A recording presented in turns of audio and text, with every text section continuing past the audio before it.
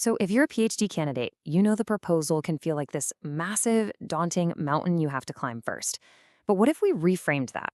What if we thought of it not as some scary hurdle, but as the actual architectural blueprint for what could be an incredible, world changing research journey? It's the plan, the map, that turns a spark of an idea into a really great dissertation. Okay, let's just dive right in. We're going to break down the structure of a really powerful PhD proposal, piece by piece. We'll start with the big picture and then zoom all the way into the little details that make it sing. This is our game plan for today. And here it is. This is our master plan, the source for our deep dive today. Now, I want you to think of this as a complete ecosystem. See how each part flows logically into the next? It all connects to create this solid, really defensible structure for your entire PhD. It's basically your visual guide to building this thing from the ground up, successfully. All right, let's start with that big picture 30,000-foot view. Seriously, viewing your proposal as a blueprint is the absolute key. It's not just some document you hand in to check a box. No, it's a thinking tool.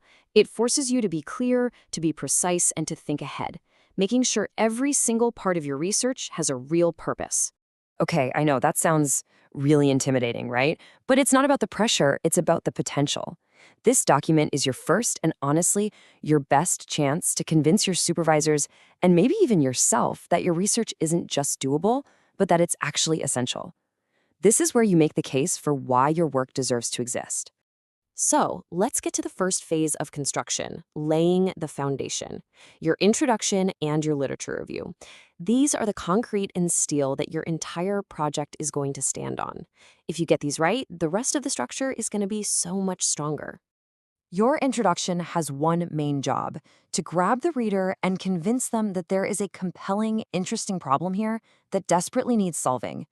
You're not just describing a topic, you're pointing to a tension, a puzzle, an issue.